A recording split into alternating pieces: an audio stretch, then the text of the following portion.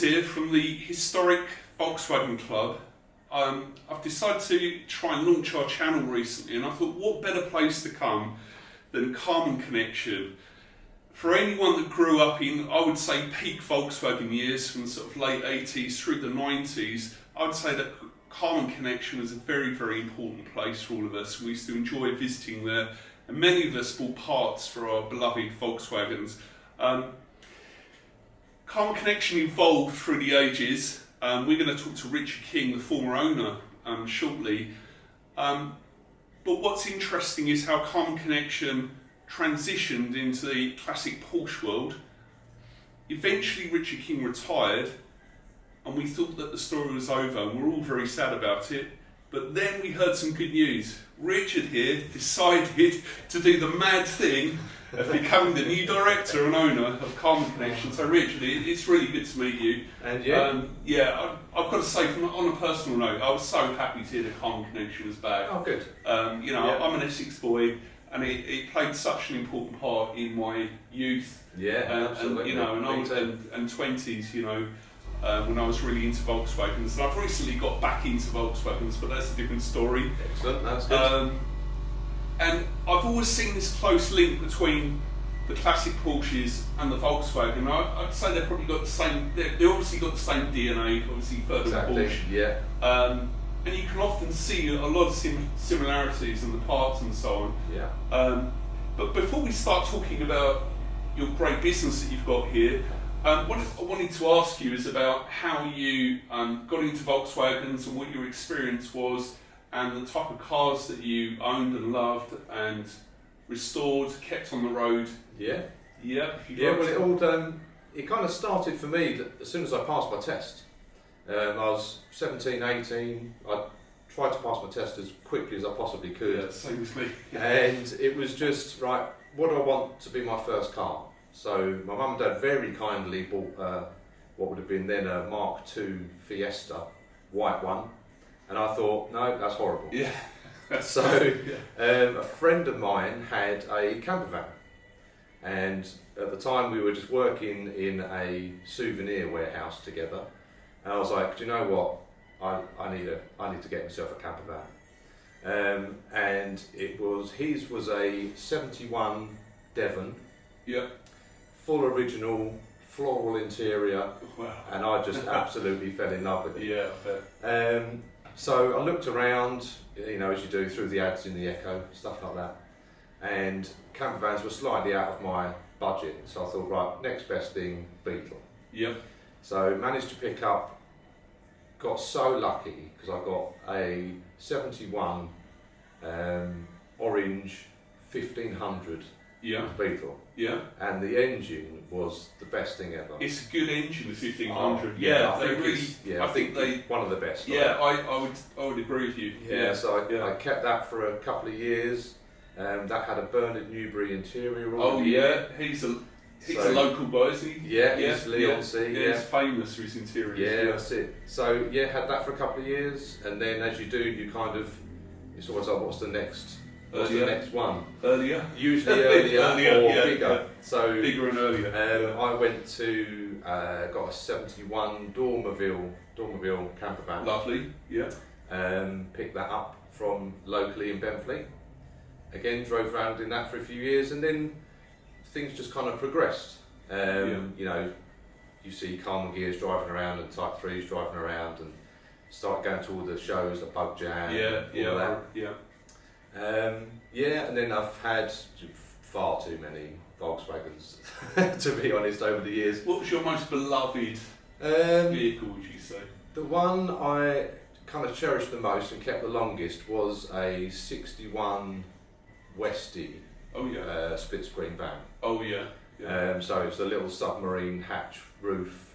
Yeah. Small back window. Yeah. Small Lovely. rear lights. Yeah. Small rear lights. Yeah. Lovely. All of that. Yeah. And it was the rare flip seat. The The bench flip seat. Wow. So you could sit on the front but face the back. Yes. And at the time I knew nothing about how special it was, how rare it was. Yeah. To me it was just cool. Yeah. But yeah, so I owned that for a while, and then, you know, as life does, it became, my wife and I needed to move out, get a flat. Yeah. So unfortunately I had to sell the split screen van because that was the deposit. I think it's a similar situation to me. We grew up a bit, and then we left, and then we came back later on probably. That's it. Yeah.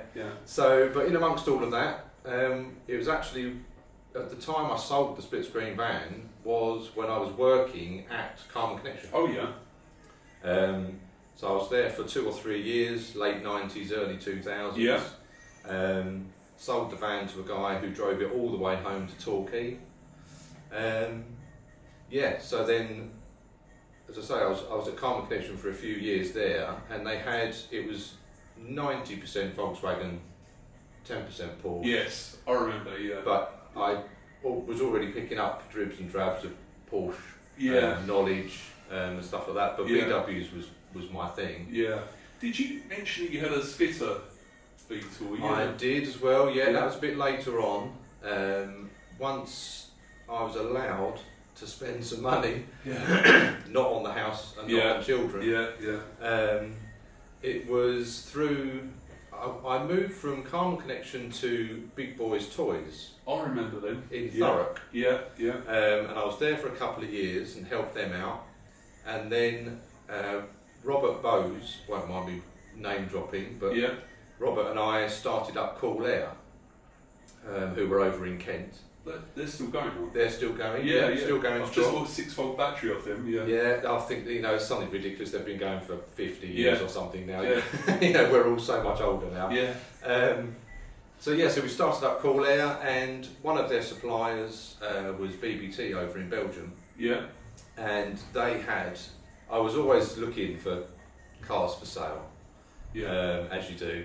Always. You can't always. It's an addiction, yeah. And this 52 Spitter was on their site, and it was an absolute chicken shed of a car. It had been chopped around, running boards were strange, it had a hole in the back balance for a winder handle for the engine, semaphores were wrong, lights were wrong, engine lead was wrong, pretty much anything and everything. Oh, and it had seats which seemed to be out of some military Jeep or something like that. So I stupidly bought that, and then over the next probably 3-4 years fully restored it, and it was a ragtop model as well. Nice. So to have a Spitter and a ragtop, that's the cherry on the cake. And it was azure blue, which was one of my favourite colours. Can I just ask you, how easy did you find it to track? I mean, this is a while back to get hold of the parts, because they're really difficult to get and they're very, very expensive now. But the Spitter is on my wish list. I'd like to do one of these. Well, again, obviously having the contact from the past of Karmann Konnection helped. With locating some of the parts. The internet back then wasn't as massive, so it wasn't as easy to just go online and search for things. So things like the semaphores, for example, was through a contact of Karmann Konnection who was abroad in Europe, but he was coming to the Volkswagen show, and he was having a table at the swap meet that used to be at the top floor of the Volkswagen show. That used to be the KK swap meet. So I arranged to meet the guy and give him hundreds and hundreds of pounds for a pair of semaphores. But they were the right ones. That's it. They've got to be right. It's got to be right. Exactly. If you're going to do a Spitter, all the parts have to be correct. And I remember collecting rear light housings and rear light lenses, all over and the then place. springs and the bulb holders. Just trying to cobble together the right stuff for the right year. And it was a massive learning curve, but it was all good fun. Yeah, what I enjoy. I mean, I'm doing a 53 Oval at the moment, which is kind of it was the next version on from the Spitter. It's the detective work I really enjoy. Tracing down things, I've made loads of new contacts. I really enjoy it. You know, it's not a cheap hobby, but it's pretty fulfilling actually. Yeah. If you're of an OCD persuasion like myself. I think if we just move on to Porsche, so you transitioned into Porsche a bit later on, is that? So I kind of dropped out of the VW scene for a while, and then wanted a job locally, and obviously being into classic cars, I heard about the company Sportwagen in Great Wakering. Oh yeah. So I just popped them an email, just popped Bruce, who was the owner then, an email, and just said, any chance I could just come and have a look around? I hear you've got some Porsches there, and he was like, yeah, we've got some quite nice ones. Wow. Popped down one Saturday morning, and then I left, and that afternoon I just thought, you know what, if you don't ask, you don't get. So I sent them another email and just said, look, have you got any jobs going? Yeah. I'm happy to start at the bottom, empty the bins, sweep the floors. I don't care. Yeah. Because the cars were just to be there. Unbelievable. Bring tears to your eyes. Yeah. So then he said, I can create a job for you. Started there in the prep and paint shop, and then spent time in each department, and ended up being there for 8 years. And so just you amassed learned loads a phenomenal amount of knowledge. So that gained as well with the stuff from KK and just other companies over the years. And then it got to the point where I fancied a change. I'd heard about Karmann Konnection closing and Richie retiring. And obviously having known him well in the past, I said to the wife, should we just go and have a chat with Richie and see if he's up for someone reopening and giving it a go? And here we are. The rest is history. Well, you know, I know I speak for many other people. We really wish you all the success thank in you the very world. much. We're really. I think it's very difficult to get across what a big decision it is to go it alone and start something. Absolutely. It's not always plain sailing. There are a few sleepless nights along the way, but it's a pretty rewarding life, and we really wish you the best. For those that were around, what I would call peak Volkswagen years, I'd say probably, what would you say, Richard, late 80s, 90s, would you say that's sort of peak years? Definitely. You almost certainly came across Karmann Connections, stand at the shows. You may well have bought parts from Richard. Being an Essex boy myself, I've got many fond memories of hanging out at Karmann Connection and making friends with the staff there. Some good friends that I had when I was a young man. And I would say that you, Richard, you're an inspiration. I've got to say that, you know. I really admired your entrepreneurialism. I love the shop. I love the way you styled the shop. I remember driving through. It was Hadley, wasn't it? Hadley. I remember the glass window with your convertible, your 50s convertible. And I remember seeing your silver 356. I had the silver one and the black one. I mean, they were just sublime, those vehicles, and you know, it was really inspirational. And it certainly gave me the bug. I've been away from Volkswagens for many years now, and I've recently come back to it with a passion, I've got to say, and a passion for classic cars again in probably mid to later life. And I think it's something that never leaves you. I think once you've got that in your blood, it never really goes. Certainly with cars, yes. Yeah. I mean, you know, you can switch from mark to mark, or, True. and maybe go off and have a motorcycle now. Yeah. But cars never leave your blood. No, I don't think so. I mean, I still, you know, I like cars. I like driving them. I like looking at them. I like building them, restoring them, and you know, just playing with them really. As well. And I thought I'd start off our interview with you talking about how you got into Volkswagens as a younger man, what inspired you to start a business based around Volkswagens. What's your story? Well, I didn't really know what Volkswagens were when I was riding motorcycle most days. Yeah. I used to drag race a Honda 1100, a 1080, bought out 750, and then I had a 900, bought out 750 as a road bike. Then I was working on English cars, but styled as American cars. Yeah. E.g., we did Morris Minors and things, but Yeah. Vauxhall Veloxes, and we just chopped the roofs and just lowered them and put flame jobs and a bit of housey colour paint, and it was good fun. Yeah. And there was a good, Custom Car magazine was doing brilliantly, and we did a few cars that were on the front cover, and it was really good. Then I was out in France with my friend Rick. We were doing some work on a little Simca Honda in just southeast of Paris, in I think where it was now, not Troyes, I think. So we saw some magazines while we were having a cup of tea break, and they were hot VWs. Oh yeah. Never seen the magazine, didn't know what a VW was really, and I thought, that looks interesting. They were quite nice. Had a look. Then I went to the States in 1977, just to the East Coast. In 1980, we went to the West Coast, and there were quite a few dubs around, but they weren't like in the magazine. They were doing primer with stingers lowered. Yeah. But that was it, sort of thing. There was no big money being spent on that. Yeah. And I thought, that's interesting, and then saw more magazines obviously out there, and decided to get one. So my friend Rick got a 65 bug, and I bought a Karmann Gear 1600. It was a 72 with a view to actually just using the engine. Yeah. Because it was a twin port, And I thought, do you know what? I quite like this. It's a bit nicer looking in the bug.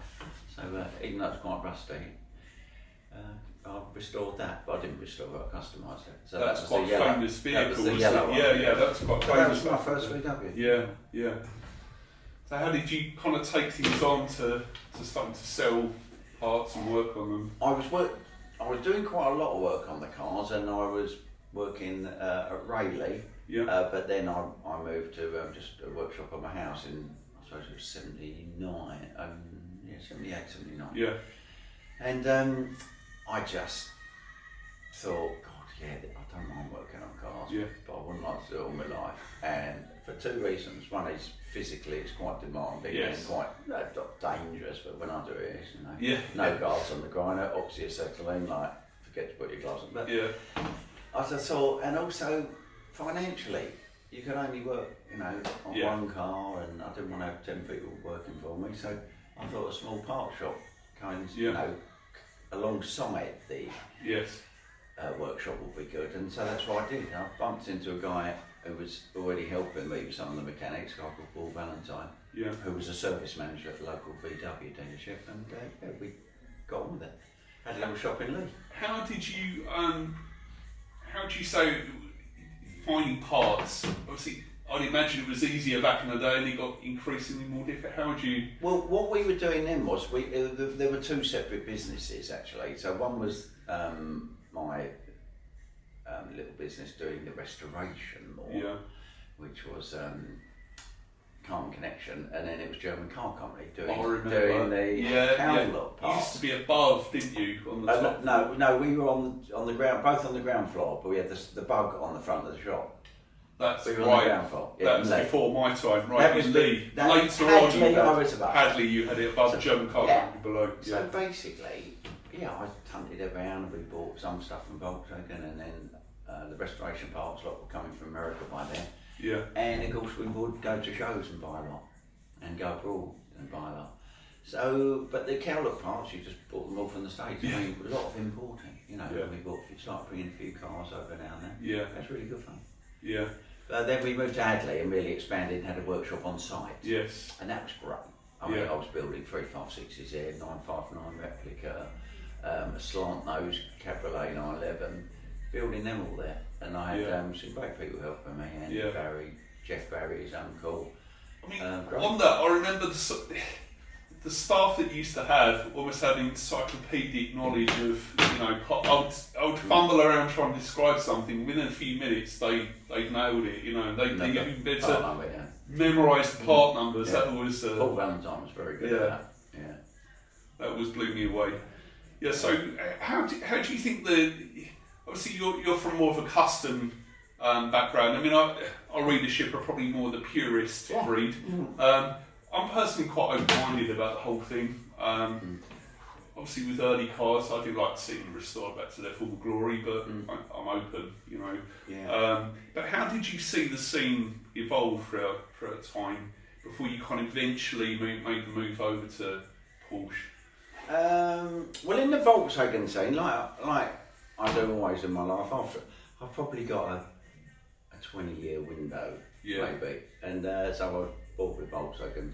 That makes sense. I mean, if you're doing it every single day, I got into the Porsches when I was about 30. Yeah. When I was a kid, my dad had a couple of new 356s. Oh, really? And I always thought in my head I must get one. And then one came up in the States, at 52, and I bought that and brought it over, restored that. Yeah. And then I had a 57 that I kind of restored because it was a GT style, and they did actually make a car like that, but they didn't make that car like that. So we weren't customising the 356s as such, but we were making them more like the race version of the Porsche offered. Is it called an Outlaw? Not an Outlaw, no. We more did just a GT replica, which was less invasive to the car, shall we say. But not what I've got anything against that, but that's what I was doing at the time. Yeah. No one was doing Outlaws then, they hadn't been invented. Okay. Even just, actually, Gary Emery had just done one, I think, because a friend, guy from Italian guy, Michael, someone, he lived in New York, he bought that car and brought it to England, did one of the 356 mates, but no, that was just in its infancy. Okay. And it was really only him. He was the outlaw meister. Now his son Rob is the youngster, and he's got. But so I loved the Porsches. I loved the VWs, and then they sort of tailed off. Got more into the Porsches. Yeah. And didn't mind people restoring them. Didn't mind a bit of customising. Didn't mind a bit of. I still call it not outlaws. I still call it hot rods more because I'm old and started with American style cars. Yeah. But. Yeah, I think it's great, build a car and drive it. I don't really contemplate what genre or what people are doing. Yeah. It's just your car. But I would say you're a stickler for detail, aren't you, Richard? And I'd say in your restorations, you're very you're all about quality. I would say from what I've seen. Fastidious. Yeah, fastidious is the key word. Yeah. Well, we're going to go on to that in a minute. Richard's now retired, well, so they say. That's where I've got my pilot on. Yeah, some people retire to their allotment, some people go to cookery classes, calligraphy. Richard's never been conventional. We're about to see what Richard's doing in his retirement. Oh, so are we going to the kitchen to check my cookery? I think so, yeah. Okay. Richard, we're about to do the big reveal here. First of all, if you'd like to introduce your big project that I'd say is going to be of great interest to a lot of people. The project, well, I fancy doing something a bit different, and my first thought was I bought this short wheelbase shell. This started out as a shell that looked like a sort of 90, an 88 Carrera 911 sort of 3.2 replica, if you like, but it was a short wheelbase car. And then I thought, great, short wheelbase. Then I learned what a 911R was, the limited production Porsche race car, and built about 23 of them. And I thought, I'll build one of them. And then I started getting a few bits together, and I'd be in the States buying some replica bits and some lightweight bits. And then I thought, that's kind of boring, Porsche have already done that. So then I decided to take it a big step forward and just build the lightest Porsche 911 ever. So that's kind of what we've ended up with here. It's in its first incarnation, which was finished a couple of years ago. It was 627 kilos, which I was pleased with. I was aiming for 700, so I thought that was great. And then I thought it's a bit heavy, and a 5 at the beginning would sound better. So I spent another 5 months just recently, just finishing it, lightening a lot more components, fitting new components, wanted to change the look a bit as well. So I've got different steering wheel, interior mirror, putting a different back bumper on it, a lighter one basically, but it's a little bit different design as well, and just really lightening massively. What's the percentage decrease in weight, would you say, from start to finish? Well, so far, it's a good 40% off, really. It's actually a bit more. It's probably, so it started out 1,050 kilos, and it should end up about 590. Wow. So that sounds quite nice, because one's got a 1 at the beginning and one's got a 5 Yeah. at the beginning. So it's not half, but it could. If you're not very good at maths, it's almost half, but it is almost. So I mean, where do you? Sorry to interrupt. Where do you draw the line in terms of structural integrity? Because obviously you've become quite familiar with the drill bit that I can see.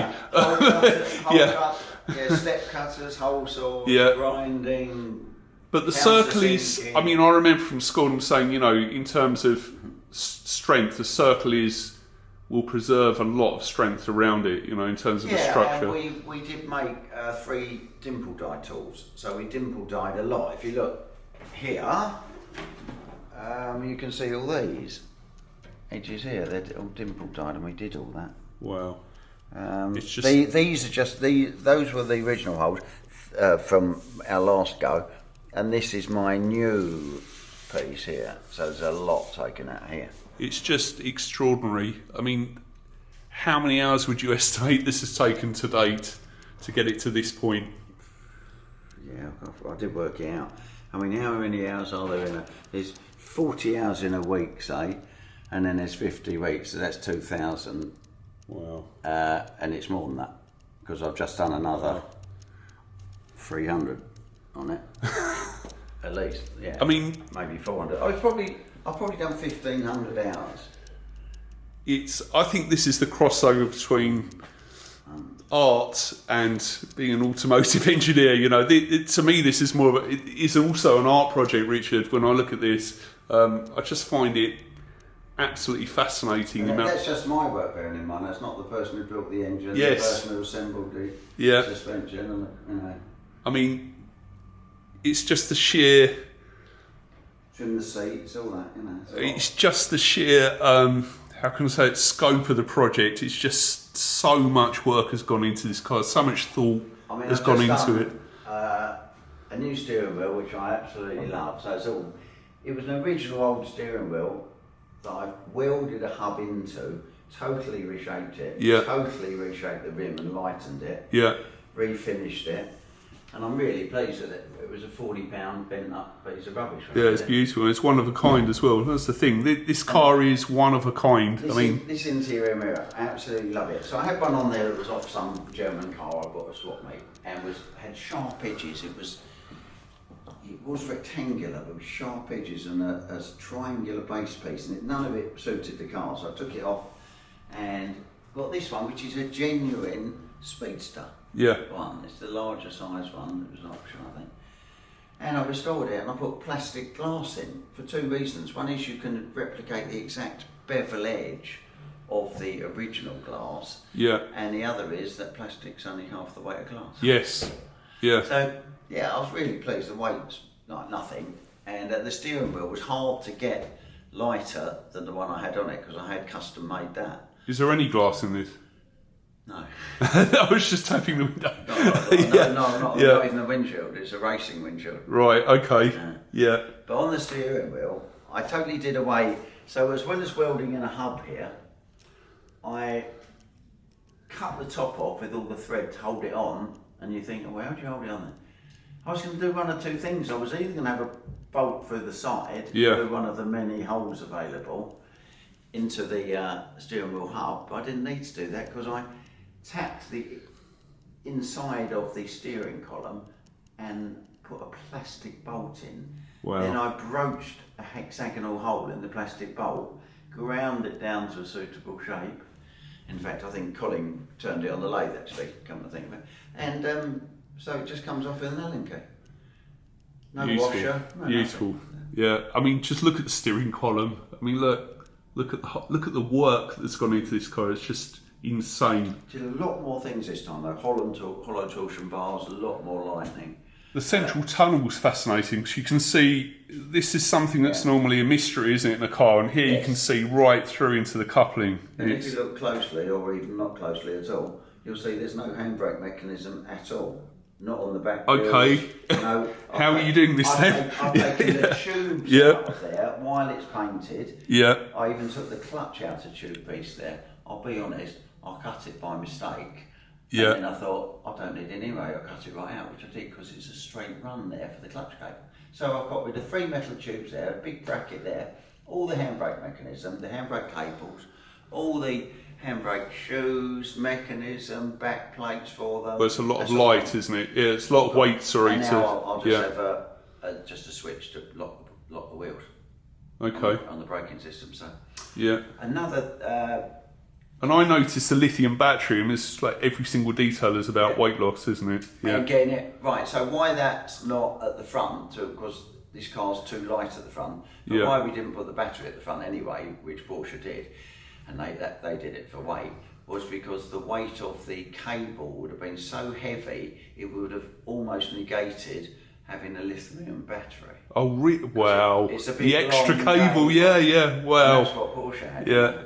It's like we built, my mechanic, Andy Hale, who was with us then, he built a lightweight racing harness for it, for the electrics, because minimal. it's just, you've just got wires, he designed it and built it. It took him quite a few days, but you've just got what you need. Yes. And you've used all lightweight components and wire. Yeah. It's brilliant. Yeah. But everything had to be It's just every single aspect of this car has been thought through. That's what amazes me. I'm just going to do a shot of the door handles here. Yeah. It's just every single aspect of this car is about weight loss. And I think you mentioned before about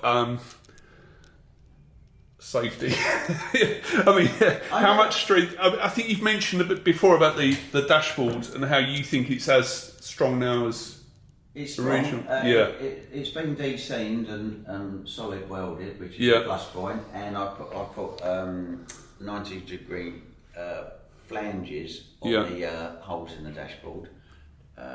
So, is it weak? In theory, a lot of the aspects of this car are slightly weaker. But considering that it weighs 590 kilos and we'll never have 4 adults and some luggage and potentially a roof rack, which, okay, you could say, well, no one put 9 adults in the back, but the car has to be designed to accommodate all that weight. Yeah. So all it's got is my 69 kilos in there. I think I'm going to leave the passenger seat out for 2 reasons.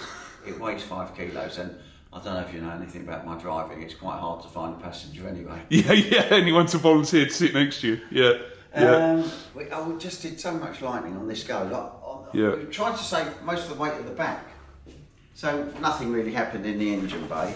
Apart from plastic screws for the tinware. But then one thing did happen, a bit more drilling on some components. And I made an aluminium cross support for the engine. I'd already had a friend of mine, Jason, make this whole support which goes down to under here. That's alloy and not steel. Okay. But I thought I'd top it and have that. And just that, I'll say probably 4 kilos there. Or no, about 3.5. I should have made it clear at the beginning of the video.